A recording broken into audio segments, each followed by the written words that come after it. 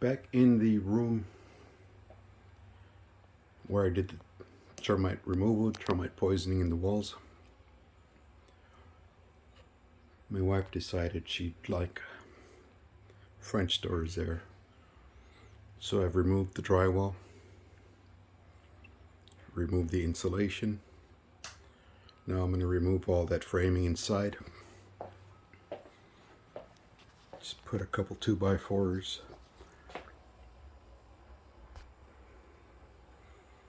up against the edge here, all the way down, one there and one on the opposite side. In the past, there used to be a window here, so we already have the support we need up on top, and the doors are going to be that exact same size.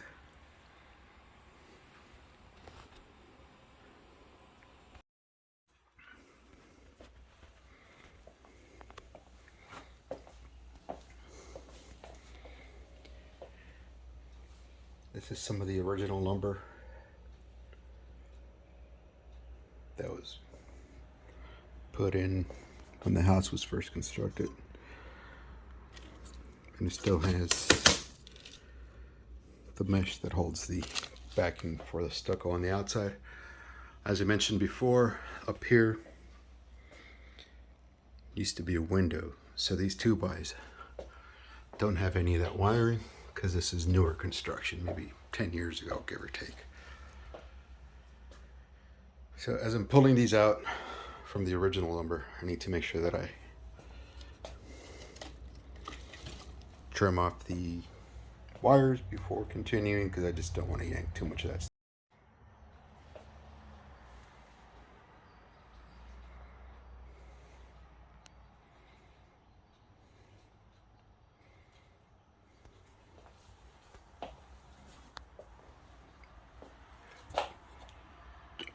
Trimmed off this piece here to make room for the 2x4 before I continue to removing the rest of it, just to make sure my header has support and doesn't collapse on me or anything like that.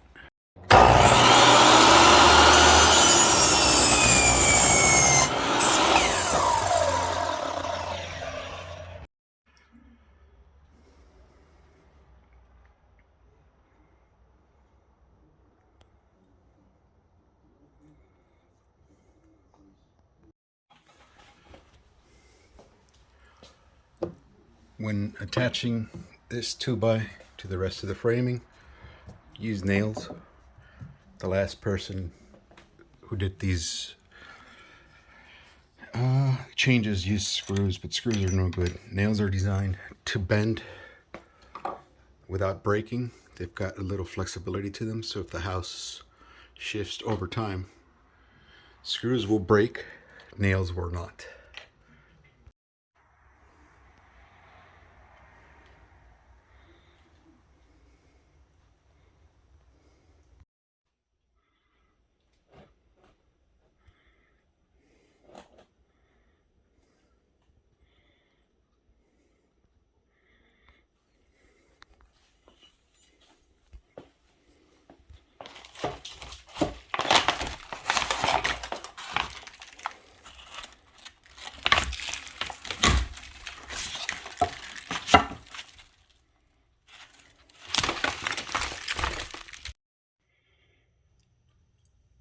For pulling up my studs, I've got nails on the bottom. 2, 4, 6, 8. So what I've been using is my Dremel tool.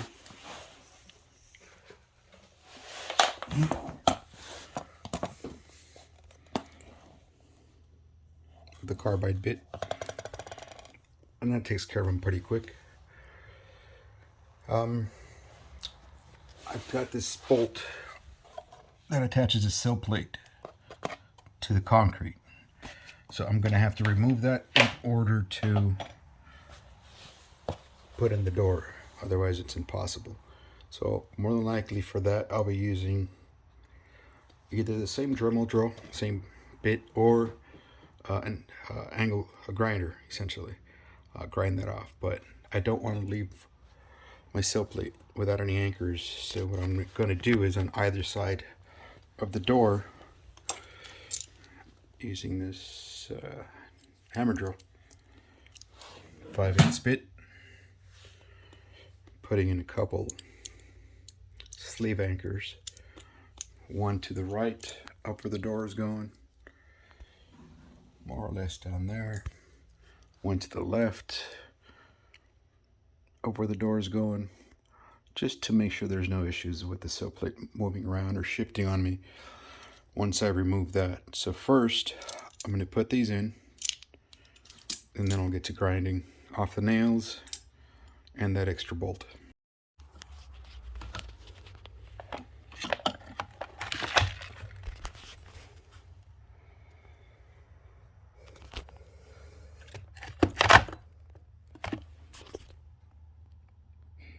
So the hole is set. This gauge here allows you to preset the depth of the hole so you don't overdo it.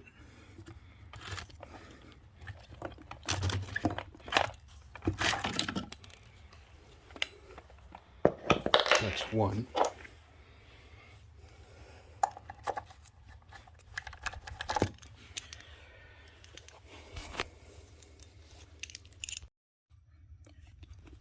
Make sure you vacuum everything, clean it out as much as you can before dropping in the bolt, the sleeve. It's going to require a little hammering in to put it in place as far as the depth you need. Without the sleeve, the bolt slides in and out easy.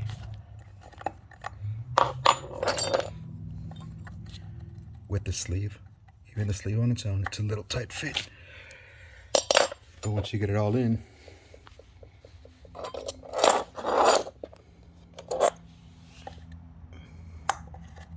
it's going to require you to put the nut back on so you can hammer it into place. Just need to finish cleaning it up a little more before I do that. Then I'll do the same thing like I said on the other side.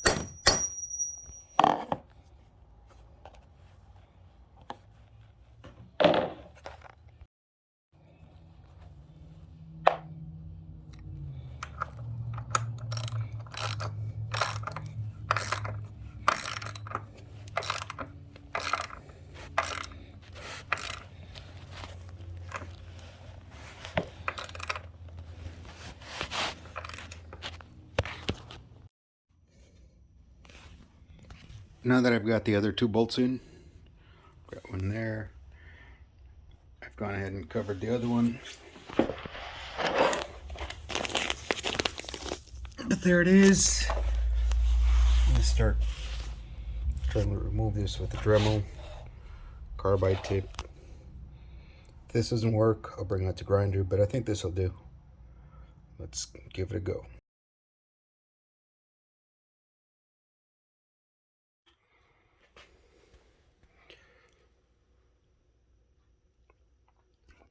Now that the French door framing is done, I need to run that antenna wire into the garage and also run a light switch somewhere around this point here for a light fixture that's going to be used on the outside of these French doors. So that drywall that had gone up is going to come down just so I can run everything correctly.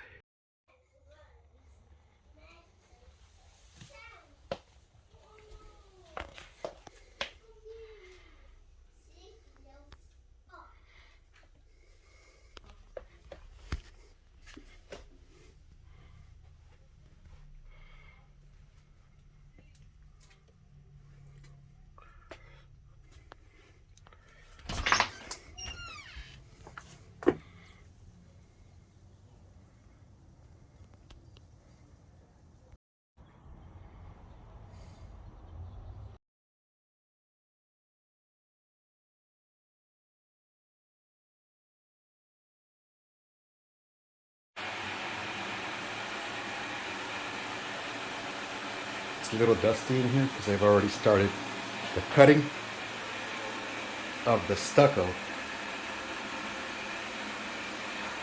And I found a couple of things. One, I started using my angle grinder. It's masonry blades. That really didn't do much for me. That's a busted when I went through 2 of them before realizing that that wasn't going to do much. And that's what these are, just masonry discs. Right? I got more just in case, but while I was at the store, I found a metal one. It's a Diablo brand.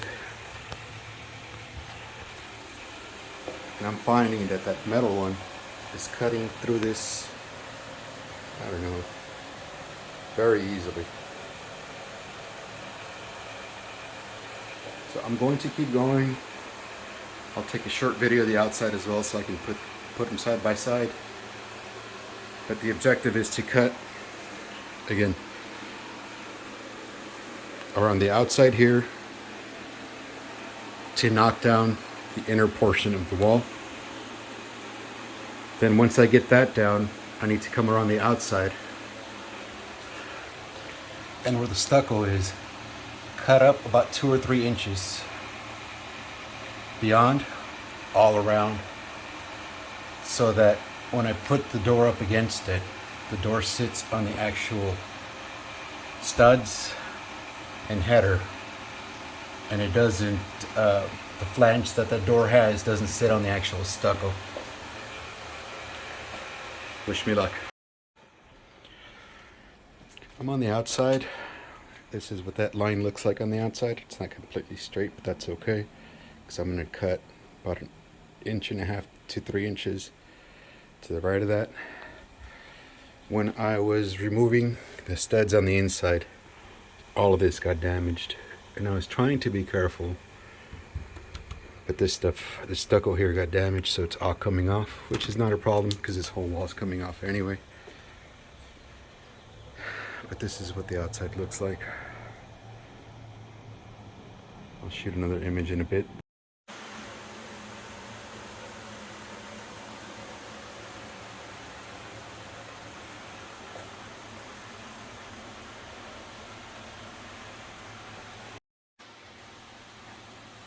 Mask, glasses. I could have bought a better mask. I didn't. So I'm using something left over from COVID. It's important because as you're doing, there's tons of dust, and because the stucco is held together with this little wire fence, as you're cutting through it, you get sparks everywhere.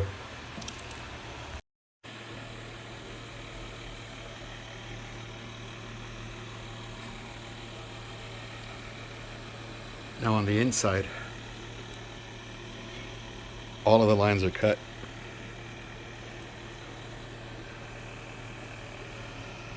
Except for the bottom. I'm only about halfway through on the bottom.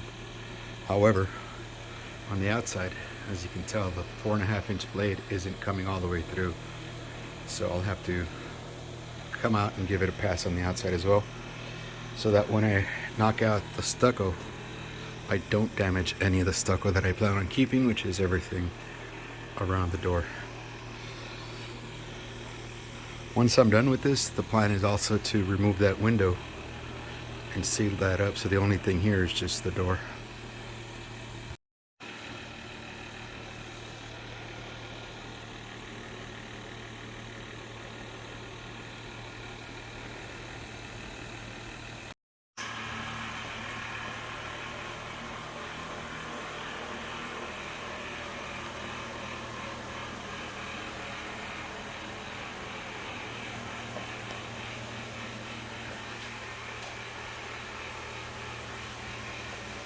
So now we've got daylight.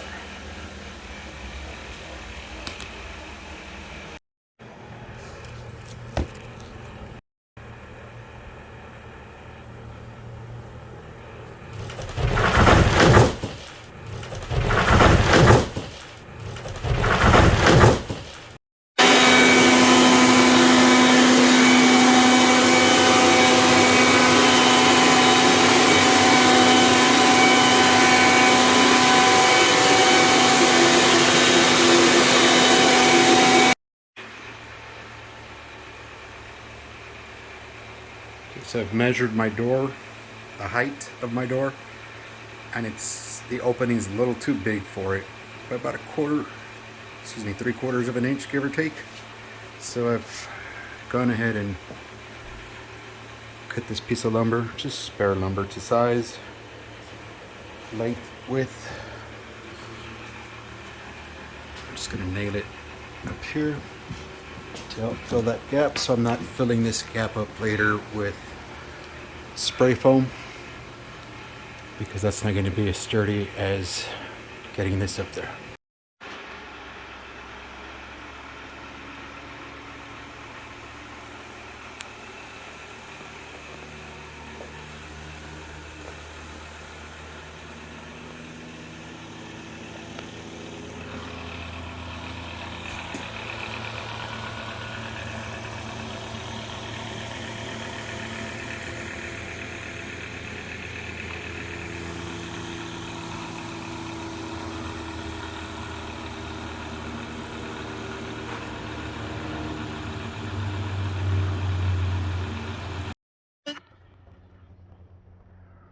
So it's getting late in the day. Just trying to seal this thing up as best I can to prevent any animals from coming in at night before the door comes in tomorrow. I still think I need to trim about an inch and a half on the left, the right, and the top, so that the flange of the new door slides in and applies a little pressure up against the studs up here. So there's a flange on the new door, left, right, and on top. Let's hope I'm right.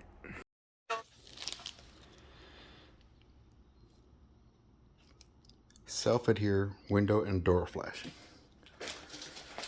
So as I had stated before, I used some of that liquid flashing just on the edge, mainly to seal this gap here between the existing 2x on the floor and the stucco outside,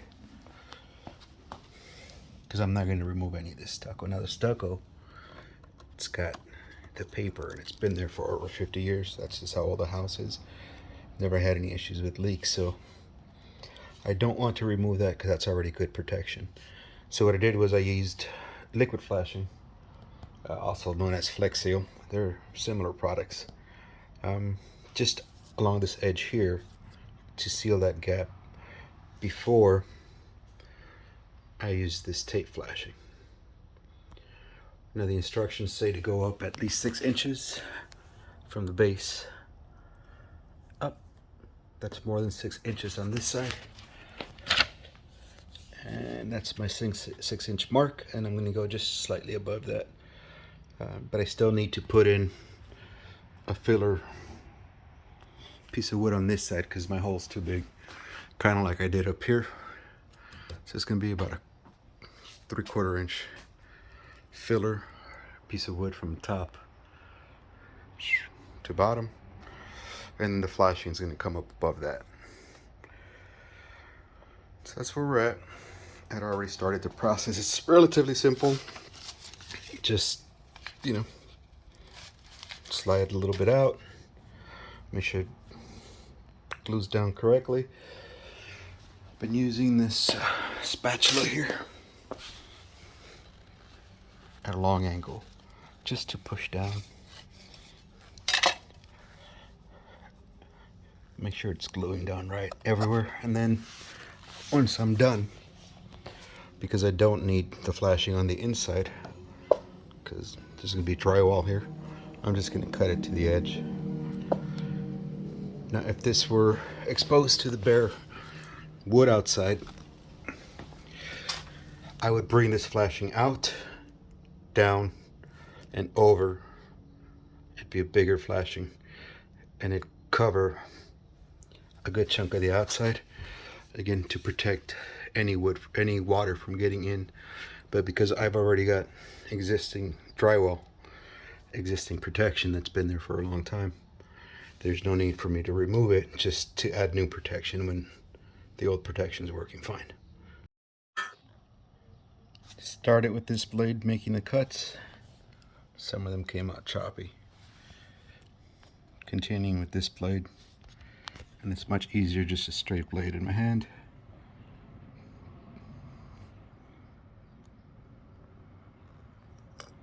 Two hands, and as you go on, you're pulling away the old what you're cutting.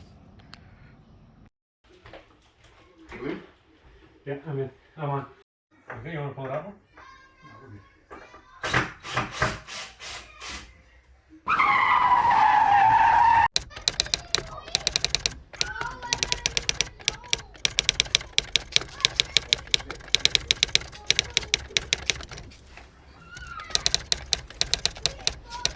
Set it down. It's level. Hey, up to you. Right. Yeah. The bottom for sure has to get slid in. Damn, this is heavy. That's good. Only said if it's heavy, it's good. That's true. So she married me. It's heavy, it's good.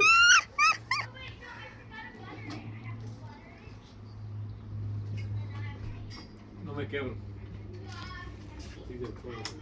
Ándale, that thing's a snap.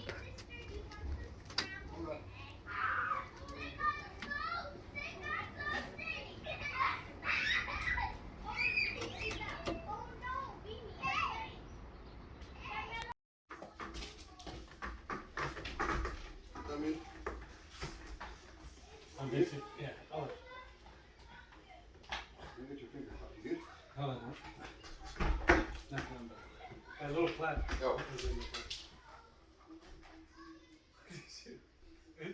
It almost feels like you could hang it in though. It's like nothing.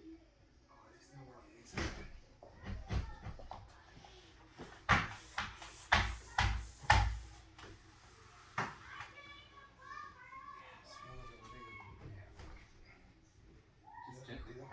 You want to hit it?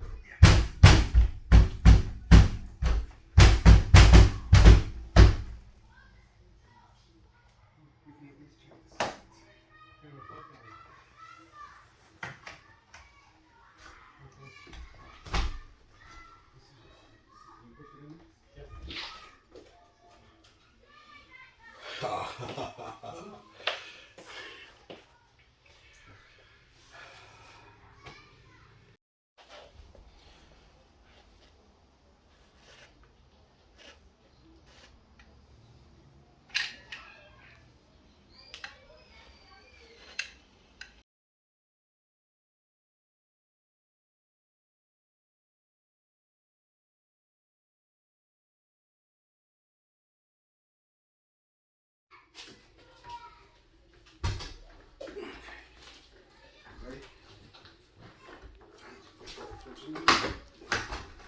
Go. Are we back at the same issue? Yeah. Hold it so I can open the door. I think we can actually get it in more. Sergio, the sliding of it is not an issue?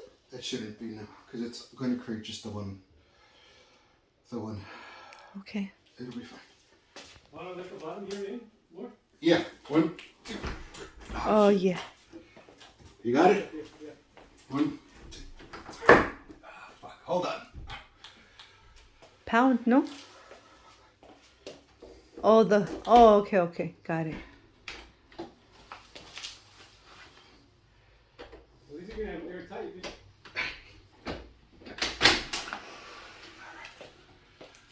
How did we do it last time? That came in. There we go. Ándale.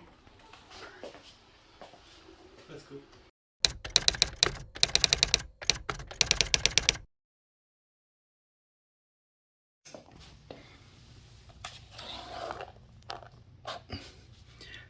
This is a construction trim set.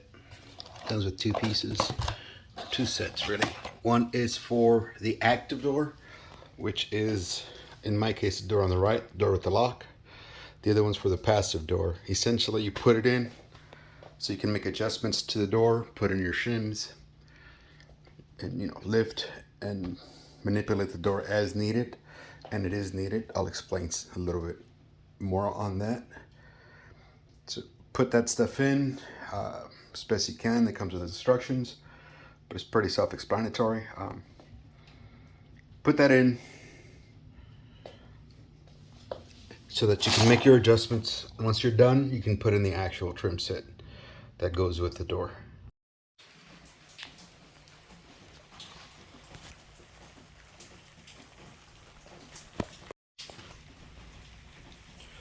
When you're sliding in your temporary handles, make sure you haven't tightened the screws for the face plates, because then that'll give you a little play to get that little lip all the way through.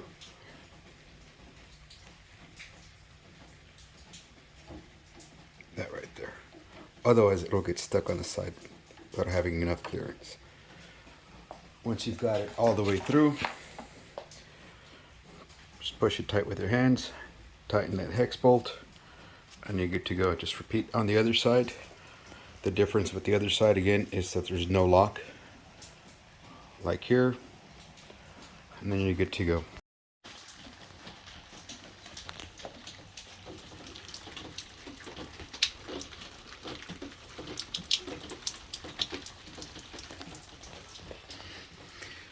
Temporary doors, temporary door handles. They come with instructions. They're relatively simple to install. And they're gonna come off once everything's ready to go, but they help lift and open the door. They help lift it so you can make your adjustments on the back end. They help close it easier. So they're helpful.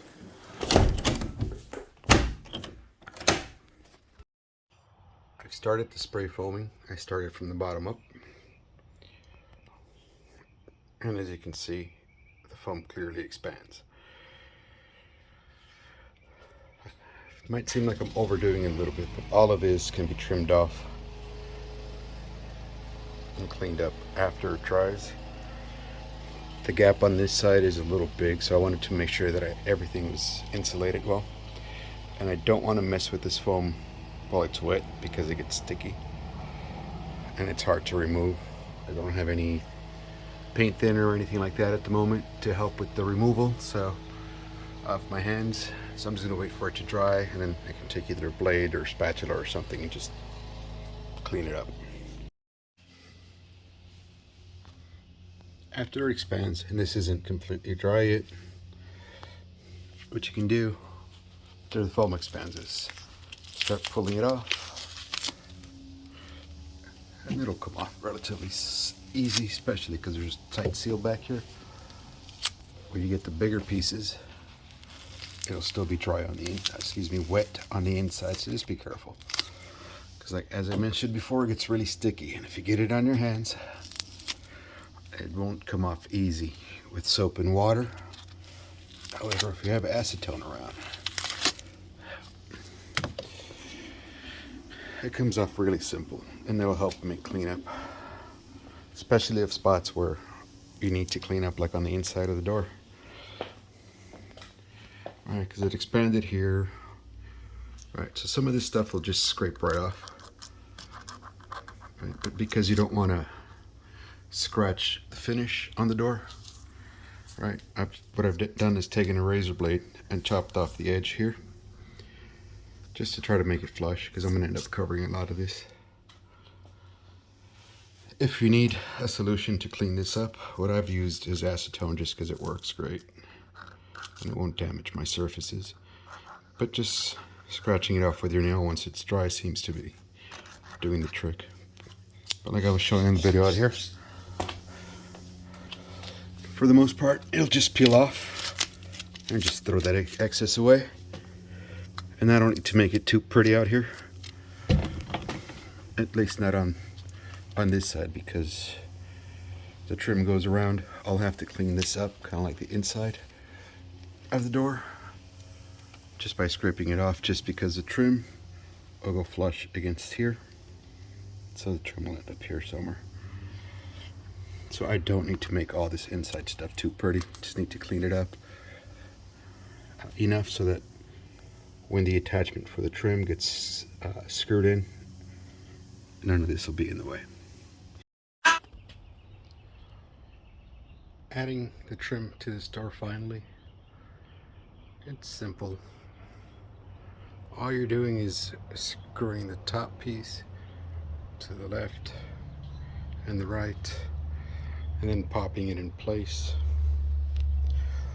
Each piece on the back has this little railing, this little ridge, right? So before you put this on, my previous video included how you mount these plastic pieces onto the wall, so that when you're ready to pop the trim on, all you're doing is essentially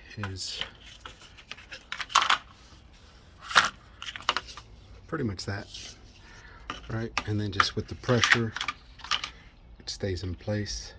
Just make sure that when you do screw this onto the wall, this goes behind the trim, it is nice and even with the metal part of the frame, because otherwise you'll have separation issues. I did great on the right and on top, but having a little bit of issues on the left.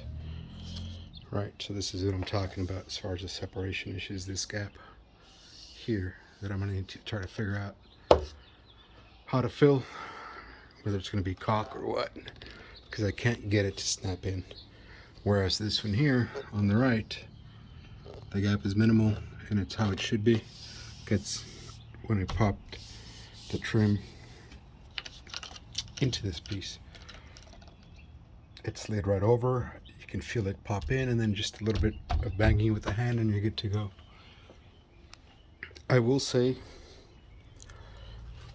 when you do attach this gray piece, try to go as far down as you can, because I'm noticing here that that gray piece only comes down to, say, about here roughly. So because it doesn't come all the way down, I'm having extra separation here, which caused me to damage that exterior piece there.